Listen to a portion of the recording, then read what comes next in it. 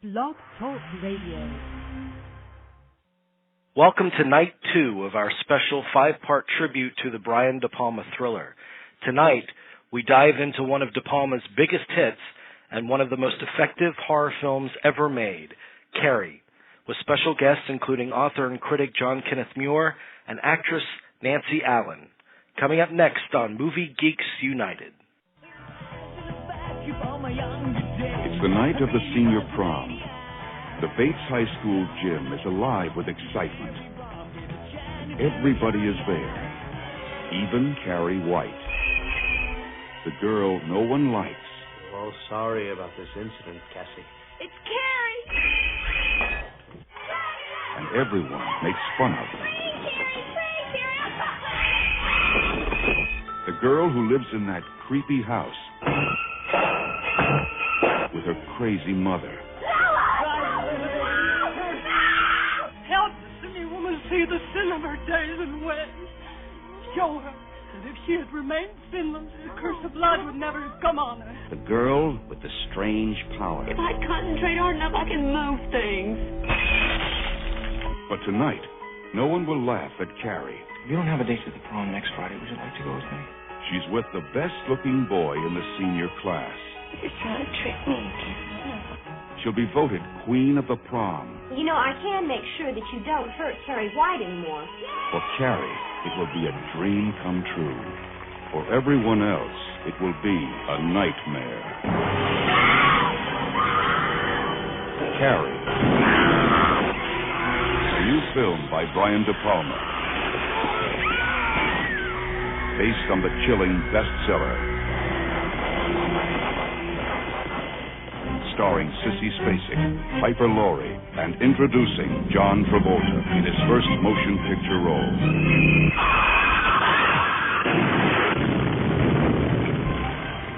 If you have a taste for terror, you have a date with Carrie.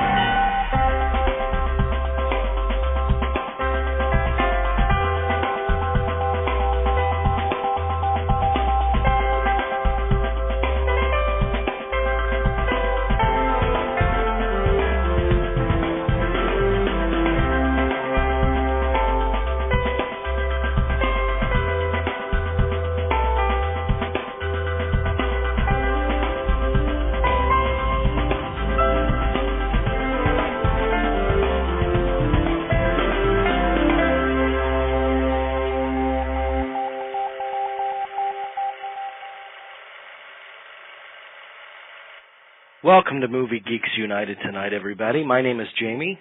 And my name is Jerry, and welcome to the Carrie Show. The Carrie Show. Yeah. You know, it's funny. I have these, our first interview, like our first interviews for all during the week is our good friend John Kenneth Muir. And so I have these files labeled John/Blowout, you know, and tonight's file name is obviously John Carrie. Just to let our live listeners know, if you're trying to get into the chat room, it's down for some reason. We're working on technical support right now to get it up and running again. So hopefully that'll happen before too long. But welcome to night 2 of our De Palma tribute. Tonight we're going to be discussing Carrie. So here's a little background on Carrie. Following the success of Sisters, Brian De Palma delved into a brave and bold musical film called Phantom of the Paradise, a project that has since gained enormous cult status, as well as a future stage musical and a planned film remake. Obsession, it's one of your favorites, Jerry. Yes, it is, yes. Followed soon after. That's a twisted and haunted kind of Hitchcockian love story, which you'll hear a lot more about from producer George Lito during our Dress to Kill special tomorrow night. Which brings us to Carrie, which would become De Palma's biggest success in the 70s. The first film based on a Stephen King novel, Carrie tells the story of outcast Carrie White as she deals with the typical pressures of high school life, like the nasty bullying and the awkward onset of womanhood. But in realizing the details of this world, and aided by his terrific actors including Sissy Spacek, Nancy Allen, John Travolta, Amy Irving, Betty Buckley, Piper Laurie, De Palma creates a completely sympathetic portrait that anyone who ever attended high school would be hard-pressed not to relate to. And then you throw in Carrie's awesome and increasingly terrifying telekinetic powers and an overbearing and fruity mother, and you've got a horror movie classic. Mm-hmm. It really did make a big impact on pop culture, and the movie grossed the equivalent of $135 million in today's box office dollars. It was a big hit. That is. And its enduring influence is evidenced by the endless allusions to some of the film's most unforgettable sequences, mainly the savage prom scenes where Carrie wreaks havoc on her class after being doused in pig's blood. Right. Mm-hmm. And this was interesting. In a poll, I read that in a poll taken in 2008, I don't know who conducted the poll, but Carrie was the most popular film among those surveyed as to which movie they choose to return to on Halloween night. Like they choose to watch Carrie on Halloween. Not Halloween, but Carrie. That's interesting. Makes a lot of sense because growing up, I remember when that first came on television. That's when I first watched it. And I must have been in the 3rd or 4th grade. This was like the late 70s or the early 80s. But, and everyone always talked about Carrie, the pig's blood and everything, and, kids always talked about it in school. I just remember, Travolta, obviously, because you had Welcome Back, Kotter and everything, so Travolta was a very popular pop culture figure in my high school. Elementary school, not high school, sorry, elementary school. And it was just like, Carrie was like on the mind and on the lips of everyone, because everyone's older brother or sister took them to go see it at the drive-in or whatever, so it was a very popular film for its day. It still is. I mean, and I think it holds up very well. Yeah. Just to let everyone know, the chat room is up now. So if you refresh the page or just click on chat now, you'll be able to participate in the chat room and comment on what we're saying here.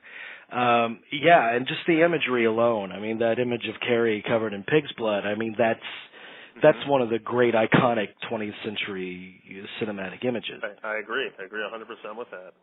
Yeah, and we talk about it a lot in our discussion with John that we'll play in just a bit. This is where you start to see the best of De Palma at work. Mm-hmm. We covered Sisters, his first big thriller. Mm-hmm. In Carrie and in the best De Palma films, like Blowout and the other films that we're going to be talking about in this series, De Palma works on several layers. There's several layers of meaning and visual meaning and character development and that kind of thing. There's all kinds of layers going on at once, and so his films are incredibly dense. I mean, they are packed with a lot of stuff to chew on, and we talk about it in this upcoming interview, and we feature Armand White, our previous interview with Armand White, at the beginning of this upcoming interview, just to illustrate this point and start off a conversation with John. Those different layers and how they pertain to the first scene in Carrie, mm-hmm. in the shower.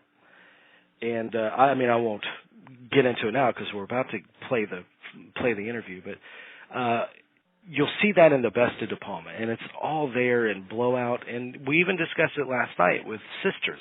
Mm-hmm. A very shocking, over-the-top kind of thriller, and yet there's real subtext there. And there's subtext in every one of De Palma's movies. There's a lot, and you speak about many layers. I think it's very true, and it's something as recent as Femme Fatale. Mm-hmm. I definitely see a lot of that. Different layers and everything, a lot of different things going on. And there's something else I just wanted to add from the interview from last night. There are thrillers, and then there are De Palma thrillers. And the thing about De Palma thrillers is that he takes it from an angle you wouldn't normally expect. There's something at the first time you watch some of these films, like The Fury or Obsession, there's something so awkward about it, but it's also so welcoming, too. It's just something... you're watching a De Palma film after a while. There's something unique about it. You don't see it from anyone else, really. He has, like you said, he's probably the most visual director alive. But it's just unique. I mean, we don't see that often. it's really, I was thinking about it while listening to the interview last night, and it's just like there is no one quite like him. And I know a lot of people would disagree with that. Other film people would disagree with that. But I really think there's something unique about watching the De Palma film. And I completely don't understand those people that would argue against his merits as a one-of-a-kind filmmaker. There's obviously the visual. That he's 100% through and through a visual storyteller. But these conversations are really centered around the visual, obviously, but they're mostly centered around content and how De Palma tells the story and how he uses not only devices like split screen, nonstop tracking shots, that kind of thing, but how he uses the female character. I mean, Here's another movie, just like Sisters. Here's another movie, very strong female characters that dominate the entire film. It's really a movie about the power and the fear and the embarrassment and humiliation and all of that of coming into womanhood. Right. In a lot of ways. There's a lot of truth to that. There's definitely, once again, it's a very, there are people who disagree with that, unfortunately, but it's true. It is. It's a great. How do I say this without? It's a great coming of age film.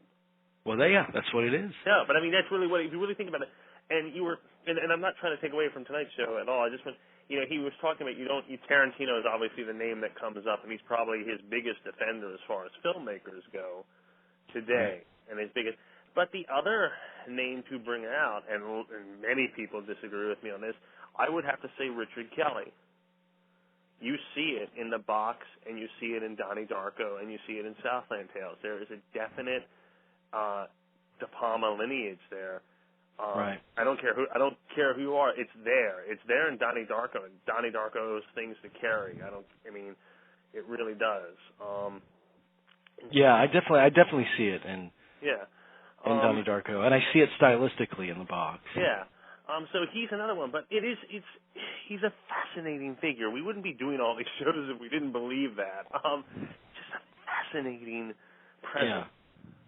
Yeah. And I was thinking tonight about what I just said about the coming into womanhood and the first horror that Carrie experiences when we pick her up at the beginning of the movie is she has her first cycle. She menstruates for the first time in the shower, and everyone makes fun of her.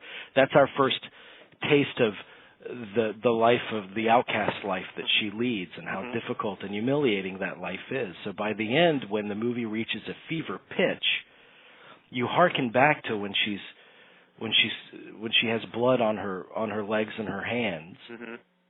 And everyone's laughing and making fun of her until she loses it at the end when she's completely covered in blood. Right. There are like correlations here, and he is in. It's not like a serious investigation of something. I mean, but it can be enjoyed. What I mean by that is it can be enjoyed as a great scare film. You know? But there's also so much more, and that's why I love rewatching De Palma movies, because I discover new things all the time. Just talking to John and some of the other guests that we've had on this series, I'm discovering new things about these films, and they're so much richer to me. And how many movies do that?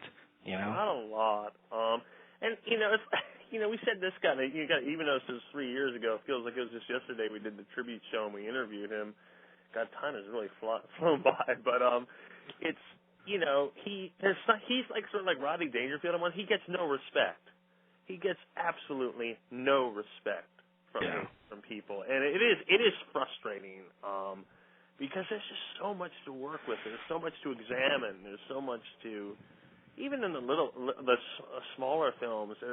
There's just a lot to really look at, and there is a worldview. There is a Brian De Palma philosophy, if you will, and it's there. And as people have written books, there are many books yet to be written about his films, I think, and Yeah. Fascinating career so far. Well, that's why that was my greatest hope in some of these interviews and our conversations to turn people on to the caliber of films we're talking about here, and that there's a lot more underneath the surface of these films that make them much richer experiences. So let's get to our first interview, and then we'll continue our conversation after. Cool. John Kenneth Muir, we're going to start out the show, like every show this week, with his exceptional commentary and analysis on De Palma's films. Tonight, obviously, we're talking about Carrie, and you can read a lot about John Kenneth Muir's books at his website, johnkennethmuir.com, and you can read his film criticism, where I was first turned on to his writing, at his blog, reflectionsonfilmandtelevision.blogspot.com. Here is John telling us all about his thoughts on Carrie. So many films want to mirror TV. They want to make you feel comfortable and let you know exactly what to feel at what time and where your loyalty should be. And De Palma's films aren't that easy. And talking about Carrie, getting into Carrie, I have a quick clip here that I want to play for you and get your thoughts on it to kind of introduce this notion.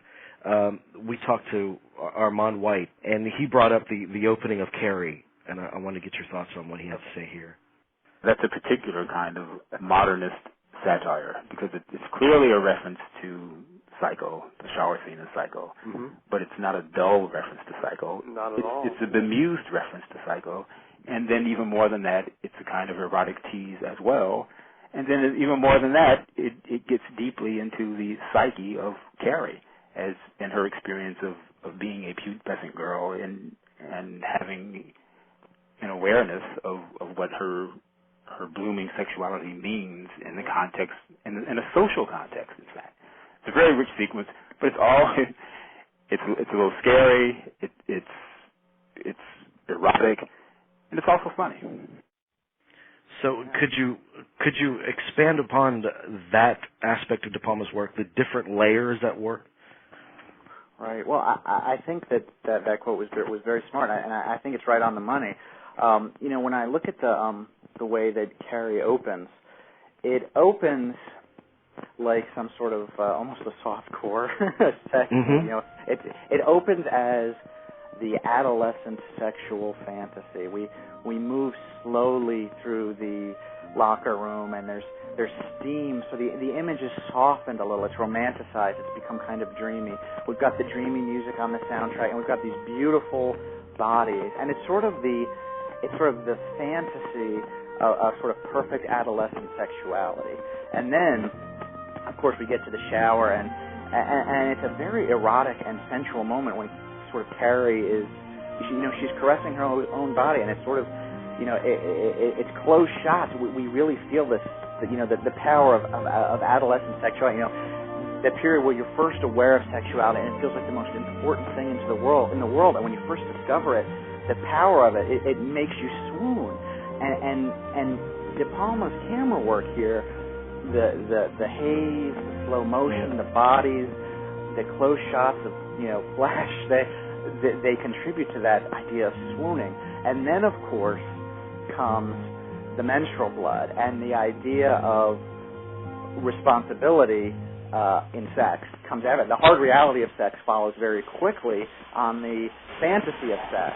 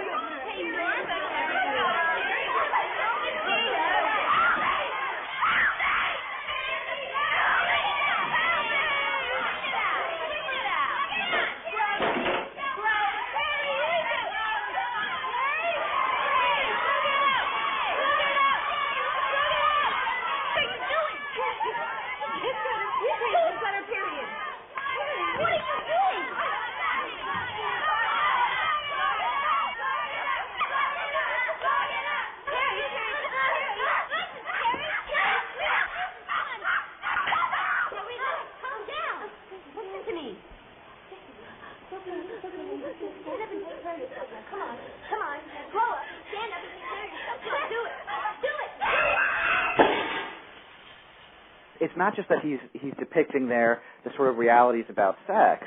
It's that he's also reflecting, I think, the universality of sort of the American high school experience, which is that we've all had, uncomfortable moments. We've either all been bullied or we've had some, unfortunate phys ed, locker room experience, or a lot of people have.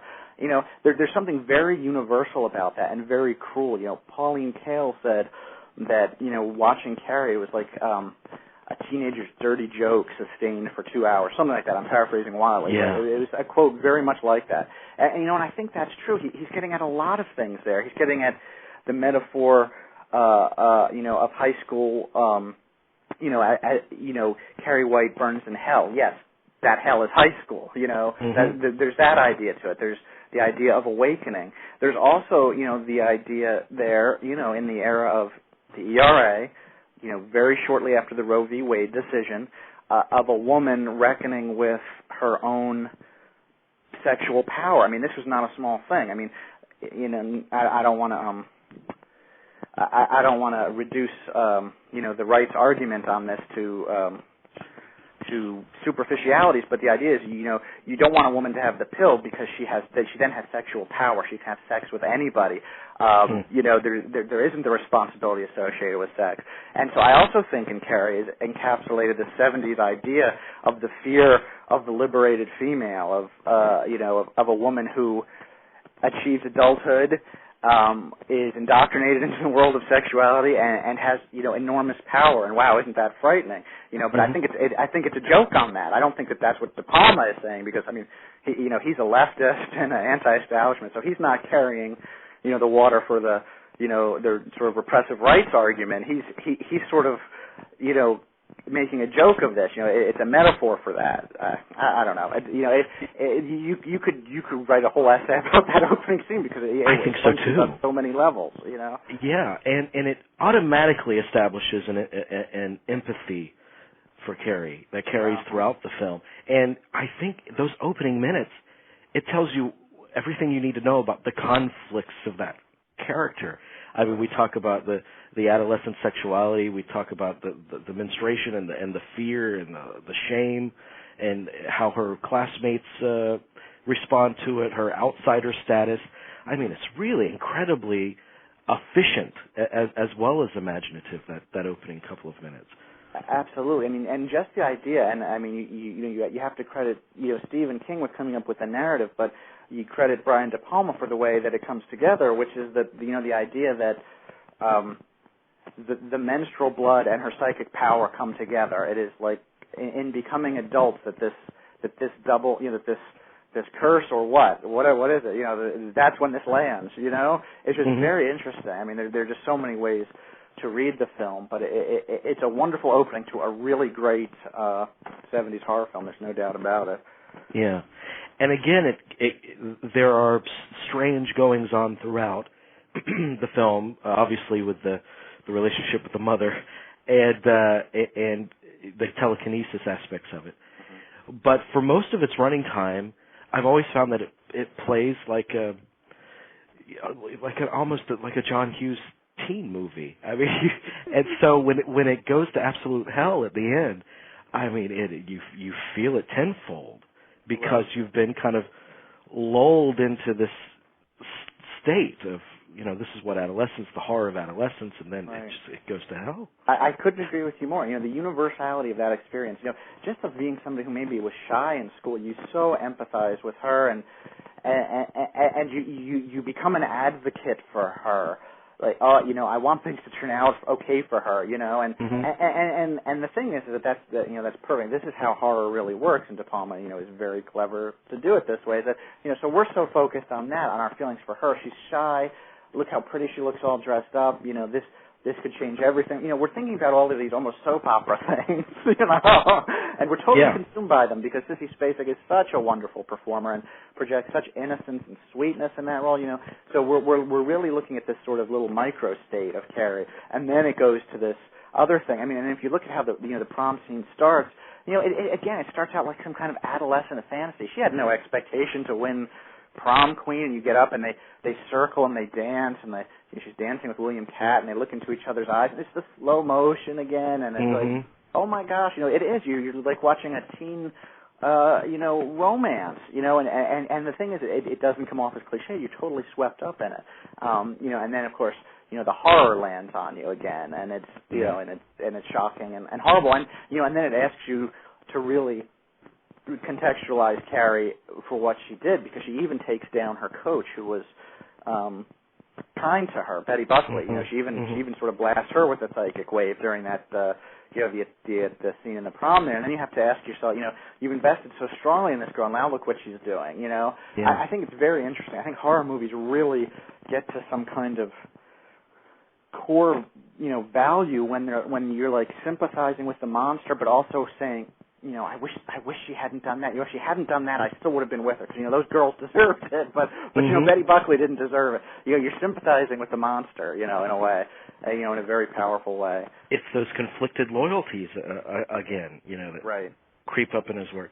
I guess this is a good time to talk about his work with actors and the kinds of performances he pulls out of them, because Sissy Spacek, which is almost unheard of for this kind of movie, she got an Oscar nomination for this film, and then you have Piper Laurie, who was just given free rein to be as bold as she wanted to, and really find the humor in that character. Where do you see the performance level that he gets from actors? I think I think it's a high level. I think he always does extremely well with actors, but I think the core to understand about De Palma is that the actors are another part of the language that he's using. It's another piece of film, another piece of film language, and so he knows how to deploy them to their best advantage, I think. Very rarely is there a bummer of a performance in a De Palma film. The only thing, I really liked Redacted, but Redacted being a different sort of, it was a different aesthetic, where it was really trying to ape very much, concrete our consensus reality. It was with the handheld cams and the different media, which was very courageous and interesting. But the performance, it's very hard even for the best actors to like somehow make it seem like absolutely concrete real. You know what I'm saying? That's just, so that would be the only thing I'd say. Well, some of the performances were wavery, but. No, I just think that, the thing about De Palma is that you can't really point to any area where he doesn't deploy, the aspect of film that he's using in a powerful and meaningful way. And, it goes down to people who aren't usually mentioned. Like William Katt. I think William Katt is great in that movie. It's a small part, but he nails it, It's not a showy part, but he just does great with this curly-haired, happy-go-lucky guy, Yeah. His girlfriend asked him to do something. He thinks, well, why am I doing it? She says, just do it. He says, okay, but you feel like he likes Carrie, too, It's very interesting. But again, it's the conflict you talk about. We don't ever know exactly how he feels about it. He does it.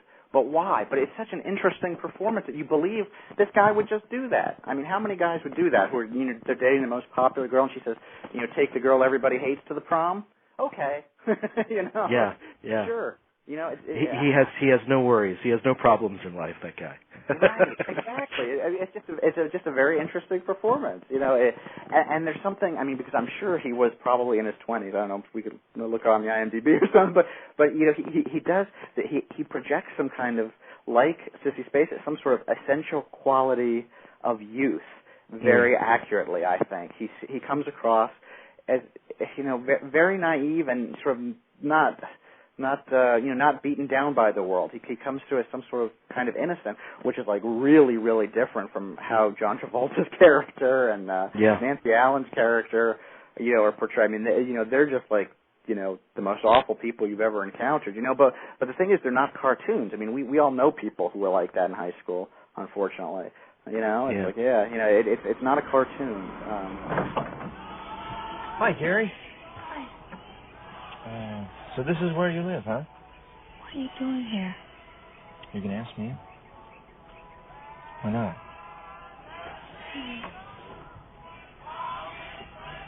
Mama's resting. Oh. God, right to the point, huh? About the prom again. I already told Well, I know, but there's nothing to say you can't change your mind. Girls do it all the time. Why are you doing this? Because I want to. No, you're not. Carrie, now come on. I don't do anything I don't want to. Yes, you can. Carrie? You better go. Not till you say yes. No, I can't. Yes, you can. I can't. Carrie? Yes, you can. Will you please go? Not till you say yes.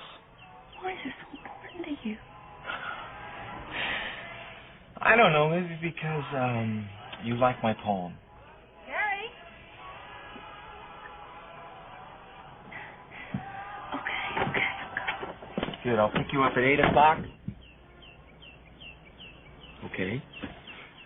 And he could almost be Carrie if she were popular in a way, because there's nothing mean-spirited about him. It's right. kind of pure in a way.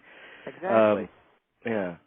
And I think another thing, people are so focused on the bravura kind of filmmaking, that the camera work in De Palma's films, that they tend to overlook the performances because they're just so wowed by that other thing. And also, he's not necessarily going for realism, realistic performances.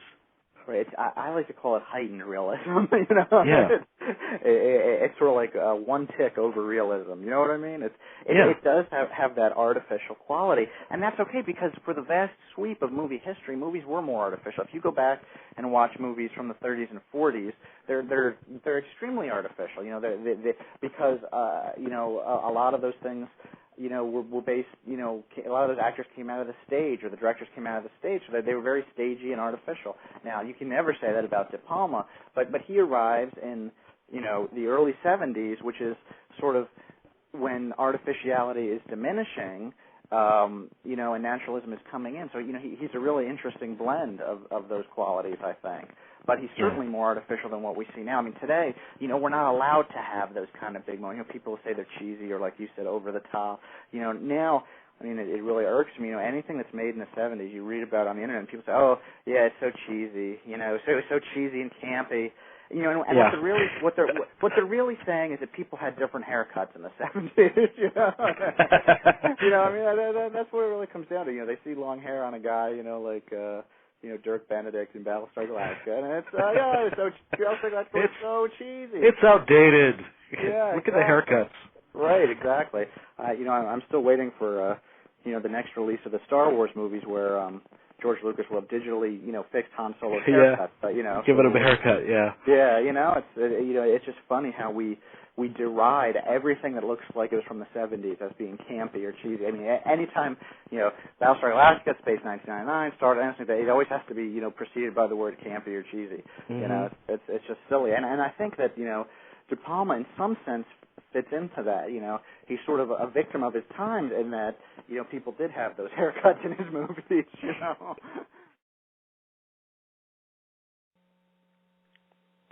Okay, that's John Kenneth Muir and our conversation about Carrie. John will be back throughout the week to talk Dress to Kill, Blowout, and Raising Cain with us. So, Jerry, your impressions of any of those observations that John made? Wow. I mean, where do I even start? First of all, I wish you know, William Katt. I always wish he was on our show. We tried, man. We tried.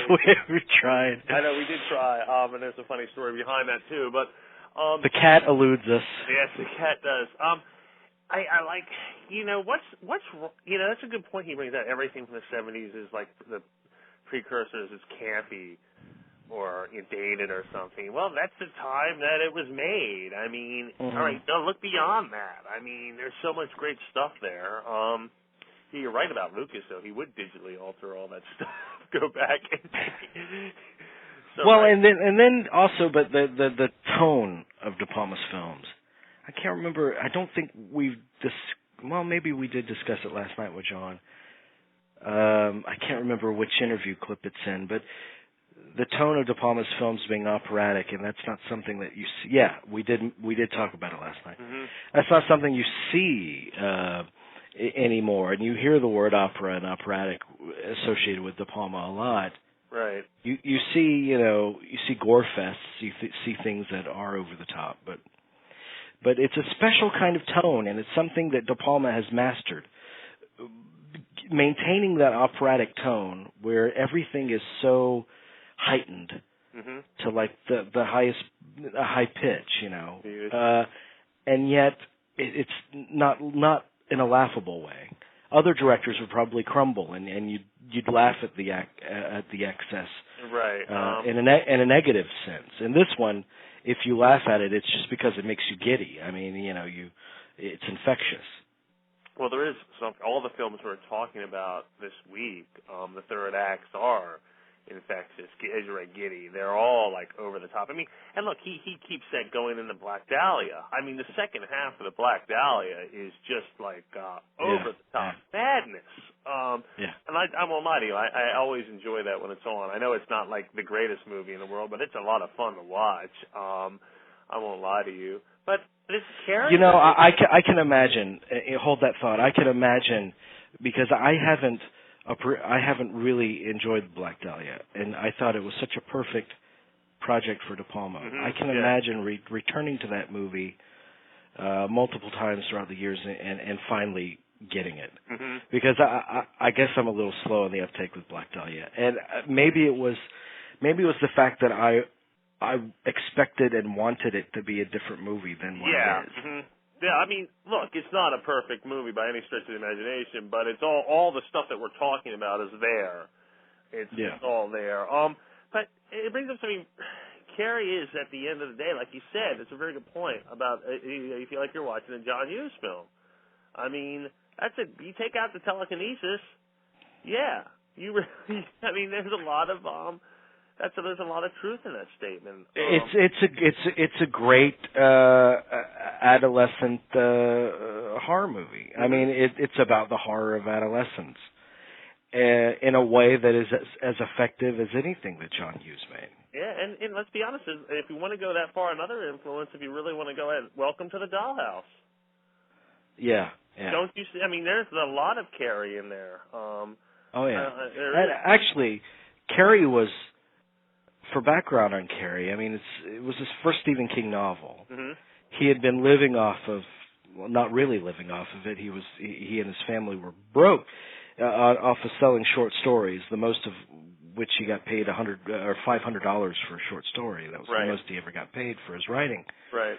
So he was writing Carrie, and it was turning out to be longer than a short story. So he threw it away, and it's been told often. His wife pulled it out of the trash and read it and said, "This is good. You need to do this."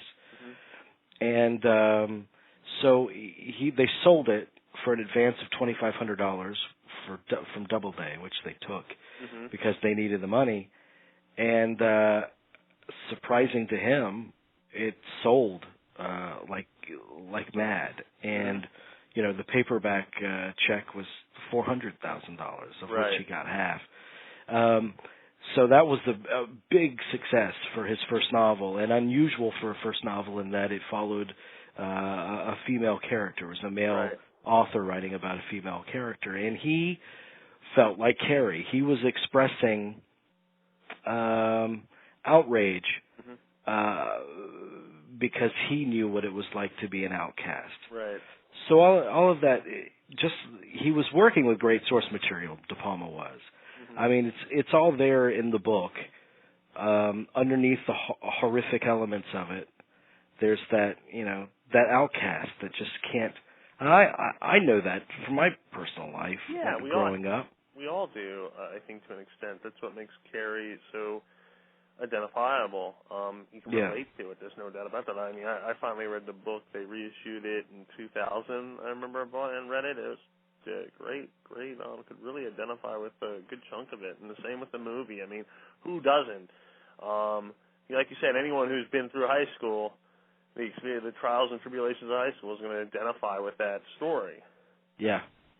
And I think that's why people keep returning to it. Because there's when I look at the Palma films, most of them, like Sisters, like this one, and we brought it up to Edward Pressman last night, you can imagine them being completely campy, exploitative kind of films. You can imagine Carrie being done as complete schlock. Right. But that's the sequel. That sequel. Yeah, but you don't have to imagine it. Just watch the sequel. Go watch. Just go watch that. I don't even know what. I know Amy Irving was in that, wasn't she? Was she in the sequel? I'm not sure. I'll have to look. I'll have to look that up. But I think I did not check out the sequel. You didn't miss anything. It was a. Yeah. I mean, you really didn't miss anything. The Rage or something. I mean, you know. Rage, yeah. And that was released like 10, 12 years ago. That was, I think, 1999. I think it was released. Okay. I mean, today they would just remake Carrie. Yeah. Oh God, I don't want to even think about that. But no, I don't either. But I wouldn't be surprised if that's coming around the bend. Yeah, you got a point there. Oh God. I mean, because that's a classic movie, name recognition. I mean, I'm sure they're going to mind that. But just like Sisters, Carrie could have been, just another horror film, as we've seen from Stephen King movies in the years that followed. I mean, good books, good source material, many of them, most of them, that didn't make for great movies because they didn't have someone with vision enough to realize their full potential on screen. And with Carrie, for the first time I see De Palma's visual virtuosity matched by an artist's sensitivity. And I mean, it's evident, and Piper Laurie was nominated, Sissy Spacek was nominated for a genre film that never gets nominated. Yeah, very true. So when people talk about performances in De Palma films, I mean, Paul Hirsch at the end of the week, one of the interviews that we're going to feature for Raising Cain, he says, the best actors do De Palma's films, but strangely, they rarely, if ever, give their best performances in a De Palma film. That's a quote from him during the interview. And my argument is, for instance, what about Carrie? Just as one example. I mean, a great early performance from Sissy Spacek. I mean, obviously she's great in Badlands. And she's got so many great performances under her belt. But Carrie is really iconic. And I'll even read new interviews with Sissy Spacek when she was doing Press for Get Low. And several reporters were like, "Do you mind if I ask you about Carrie?" And Piper Laurie, I mean, who could forget that performance? Yeah, that's God. I mean, and that's the mother. I mean, she's insane. I mean, you see where it all comes from. I mean, you really do feel for Carrie because she's going from one battle zone to another. I mean, there's no safe place for her. Home is just as dangerous as high school. Once again, different layers at work, because Piper Laurie read that script and she knew the humor of it. So you have a relationship between them that is horrifying. At the same time, it's moving and sad, and at the same time, it's very funny. Yeah, there's definitely humor. Yeah, no, there's no doubt about that.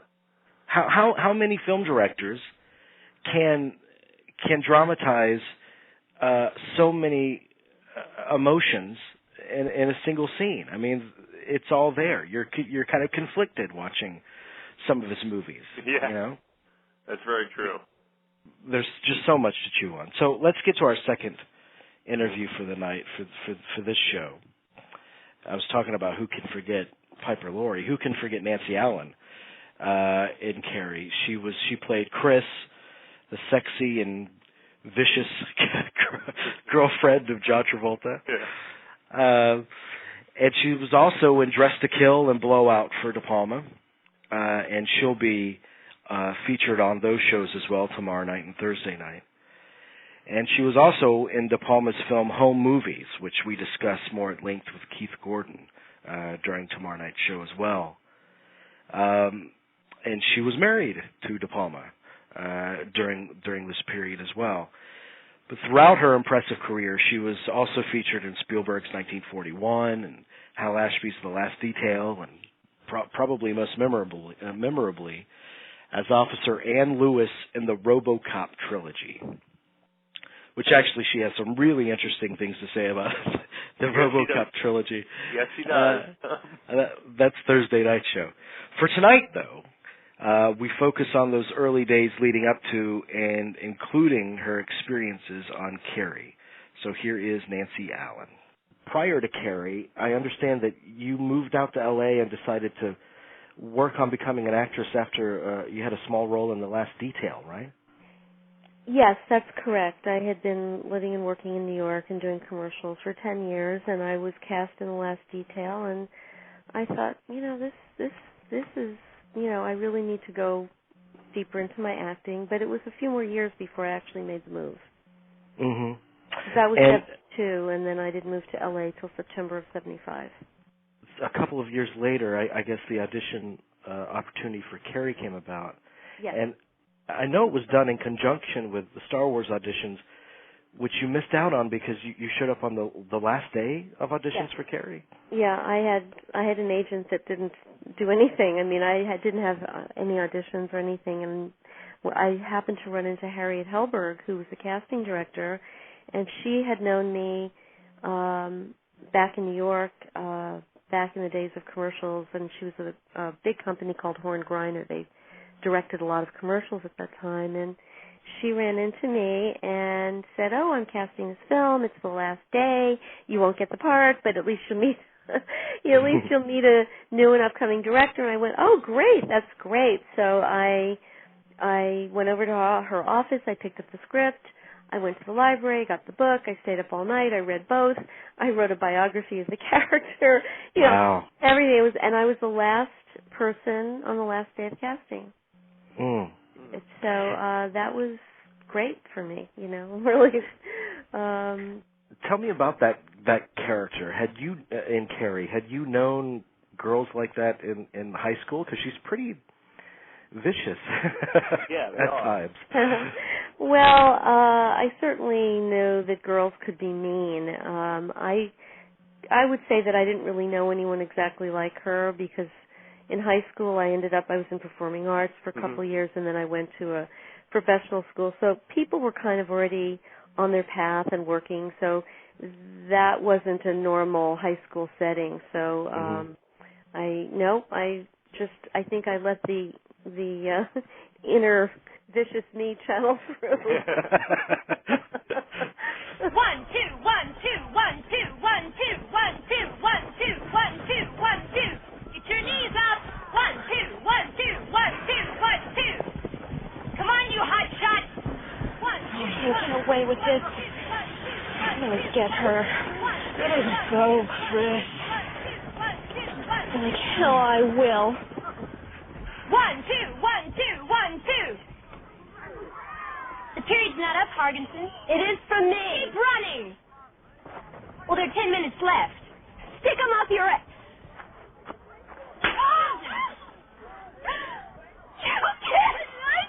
You can't for this, you bitch! What? I'm gonna knock you down. Do you understand me? We can't get away with this if we all stick together, Norma. Helen. No. Shut up, Chris. Just shut up. You had a couple of weeks of rehearsals, if I understand correctly, with Mr. De Palma and the cast. How was that helpful to you, and what occurred during those rehearsals? Well, it was actually a week, and it was everybody came together. Pretty much everybody was there, with the exception of John and Sissy. And what we did, it was really brilliant on his part. What he did was he constructed these little theater games and these improvisations, and we had to. The first setup, as I recall, was to have a high school elect a president of the class. So everybody had to campaign from their character's point of view. So that really kind of got you into, your role right away, just sort of thinking about, gee, what would my character say? And what would my character do? And you got to really meet all these ensemble players who you were going to be working with and get a glimpse of who they were. So it was really, I thought, very clever on his part to do that. That really is. Yeah. And did a lot come from improvisation, those improvisations that made it into the film at all? Well, I think, no. I mean, we really were on script, but what came was the relationships and the characters were formed, and you really got who everybody was, and it bonded us in that way. And I thought that was really, for me, the most useful. And what was hard for me was that I'm a little bit shy, or was then, and other than from my character's point of view or when I was speaking lines, I didn't really talk to anybody, so everybody just assumed I was this horrible human being, and they didn't really like me. Nobody really talked to me until about a week into shooting. So, I guess I did a good job. I don't know. Now tell me about working with De Palma as a director, because he's viewed obviously as a master technical director. But how does he relate to the actors? How does he work with them? Well, I thought he worked quite well, and he had specific ideas. He'd see the scene, he'd give you a little direction. You could try things. I mean, he really, I think, used his actors in the best way possible. So you had a lot of time to explore. You got to do a lot of takes. A lot of actors don't like that, but I actually do. I enjoy trying things that way, and I think most of the other actors really enjoyed working with him as well on that film. We were really lucky. I mean, it was pretty much everybody's almost first film, certainly first significant role in a film, with the exception of Sissy, who had done Badlands, and then there was a movie that she had done with Lee Marvin. I can't. Oh yeah, Prime Cut. Prime Cut. Yeah. I remember. Wow. Yeah. So, but she wasn't part of the gang at that point. So you know what I mean. But he's real good with actors. Was this a project that was buzzed about? I mean, this was a best-selling novel. Could you feel that there was a buzz about it as you were making it and as it was being released? No, I didn't feel any buzz. I wasn't aware of the book before. I guess it was popular with high school kids, and I really wasn't a high school kid anymore. But I didn't know about the book. The only buzz was on the set was that everybody was really excited. I mean, it's a kind of a cool thing when it's everybody's first film. I mean, it was, here you are on this film. Everybody's excited. Everybody would come every day, whether they were working or not. And the fact that he invited us to see the dailies, I remember that first week. So it was like we were all kind of coming up together. It was a very exciting project to be working on. So I think we all knew it was going to be good, but I don't know that there was much sense, at least I was not even thinking about the movie opening. I was just thinking about making the movie, and how lucky we were, and it was really an exciting time, we were getting paid nothing, basically, scale, plus 10%. We were working for, which was really like $600 a week then. Right. And, but we were all thrilled to be there every second. Right. Yeah. With these three films that we're covering, Carrie and Dress to Kill and Blowout, there's such a sense of opera to them, to all of De Palma's thrillers. And I'm curious about your relationship as an actor with the De Palma's camera. I mean, with his camera work, it's so energetic when you watch a movie. Can you feel that, and do you feed off that as an actor while you're doing it? Well, I would say, that's interesting. I was just having this conversation with, I was at a film festival, and I was having this conversation with the director. We were talking about, directors now that sit and watch the video, the playback, and standing by the camera. I think that, yes, and you have to have a relationship with that camera because you're working in concert. It's like it's the silent partner, really. You always have to be aware of where it is, what you're doing, what they're seeing. I always, you have to have a sense of that. So it's like a dance, if you will. And at least for me, that's what it feels like. Sometimes, I mean, you're unaware. It's not like you're constantly conscious, but you also have to have that piece of you that's conscious of where it is as a whole all the time. So sometimes, because of the way he would shoot things, it was a little bit difficult because if a camera was moving and things were timed, you might have to pause and respond in a moment or a way that seemed unrealistic, but you'd trust, having seen the films, you'd know that it would be fine in the outcome. So it's I guess of course you have to be in relationship to that camera, sure. Well, there is that aspect of the great performances from his films, and yours included, in that it's not necessarily absolute naturalism that you guys seem to be going after. It's a kind of a heightened realism. Mm-hmm. Yeah, it's of course it's dramatic, and I think especially with thrillers or suspense, all of that. I mean, movie making is all fantasy to some degree, but there's really less boundaries. There's really less limits when you work within that genre, within a genre film, because it's you can almost go anywhere and do anything you want to do, and it doesn't really have to be completely realistic. Yeah. It can stretch those boundaries.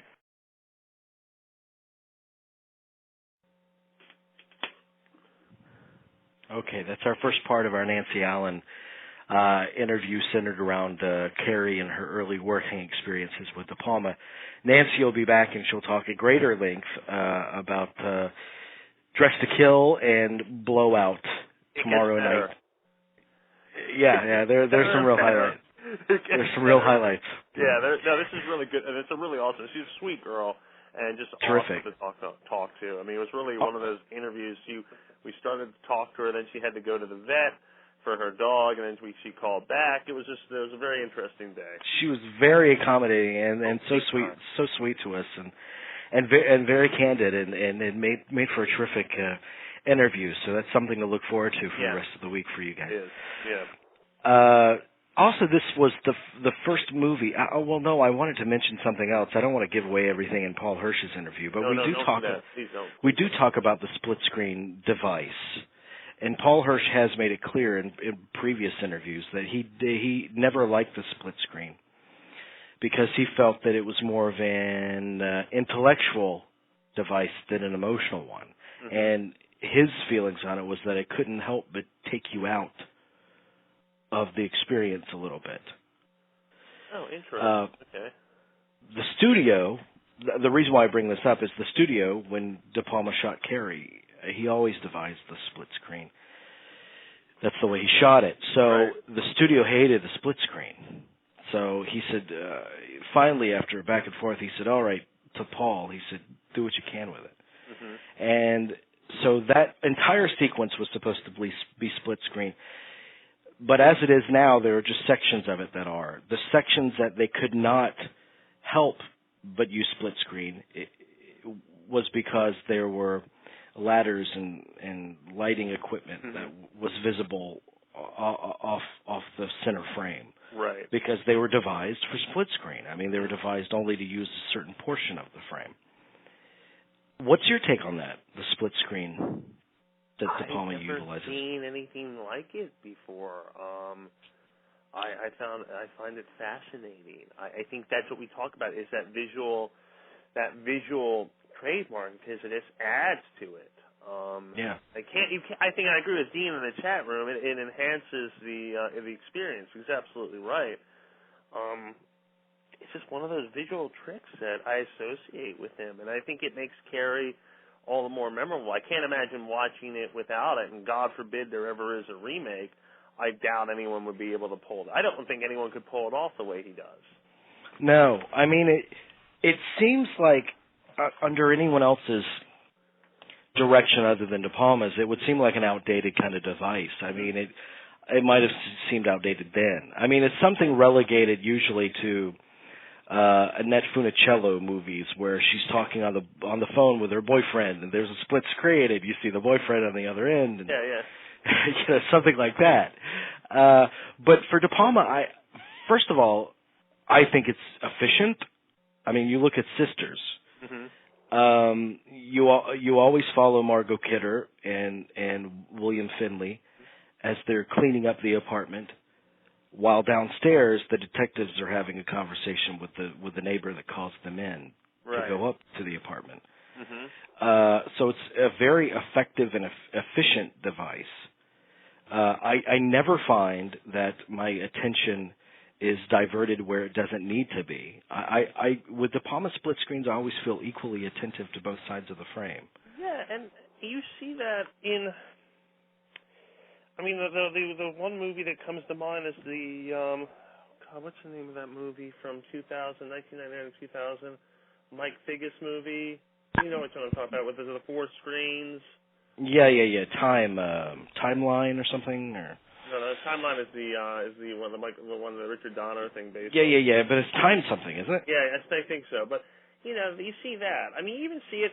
God, I'll go here. Just the expectations versus reality sequence in 500 Days of Summer. Those two.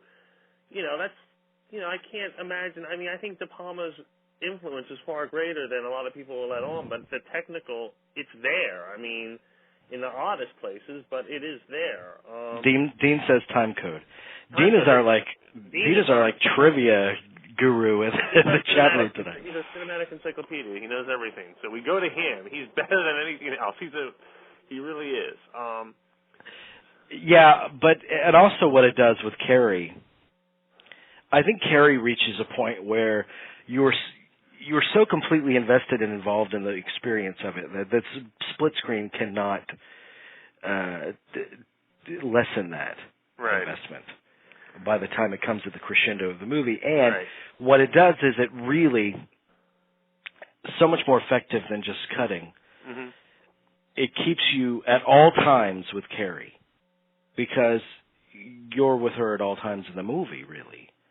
For the most part. Yeah. Mm-hmm. So you see her, and then you see all the havoc that she's causing on the other half of the frame. Mm-hmm. A kind word for it, yeah. And it's terrifying. I mean, that blank, concentrated look on her face with the eyes wide open, covered in blood. And I think I love that. I love the split screen, and it's not just. There's part of me that loves it, the film geek in me. Says, oh, that's so cool, that's neat, that's such a unique way of visualizing the sequence. But the other part of me, I think it does work on an emotional level. Yeah, no, you see, it's cause and effect. It's right there. I can't think of his films. A lot of his films, I can't imagine it not being the split screen. They're hard to. It's hard to think of without that. It's a great device that he uses. And I think he's the only one that can get away with it really, in the end. And by the way, the entire sequence is great. I mean, but leading up to the pig blood dropping on her, the dance that they do and the cameras encircling she and William Katt to dizzying effect, and that's an important moment for Carrie. I mean. And the camera makes you feel what Carrie must feel. I mean, dizzy. This is a whirlwind. This is a dream moment for her, which makes the downfall just so much more devastating. Oh yeah. It really is one of the most emotional, scary movies I've ever seen. Mm-hmm. I'll give you that, definitely. There's nothing cold about it. There's nothing cold about a De Palma film, that's for sure. Yeah, well, and yet people. Well, that's because it's this whole thing, he just doesn't get the respect. He really doesn't. Yeah. It's sad. It's something very sad. We've talked about that many times before, but it's very true. And Carrie is another example when people say that he makes cold, kind of clinical feeling movies. Carrie is the number one that I'll bring out. Casualties of War is another. I mean, it's a wounding movie. That's like you feel like you've been punched in the heart when you watch Casualties of War. That's very true. And also, Carrie marked a special place in De Palma's career also because it was his first collaboration with Pino Donaggio, his composer that followed him through a lot of these films. He wanted to use Bernard Herrmann. Bernard Herrmann was going to do it, and then I think he passed on before he was able to. So he went to Pino. And man, these scores, these elegant, beautiful, sweeping, romantic scores are just phenomenal. They are, no doubt. And actually, most famously, prior to Carrie, he composed "Don't Look Now," which, in the annals of '70s horror cinema, stands tall. Yeah, that does. That stands very tall. That's a crazy film. Oh my God. Yeah. So we're going to end tonight's show with Pino's score from Carrie. Oh, cool. It's very romantic, delicate, and it's such a haunting kind of quality to it. Tomorrow night, Dress to Kill. This is a packed show tomorrow night, full 2 hours at least, with John Kenneth Muir and Nancy Allen returning. Keith Gordon will be with us, as will producer George Leto. Great, funny guy, George Leto. Yeah, cool. And great passion he has. So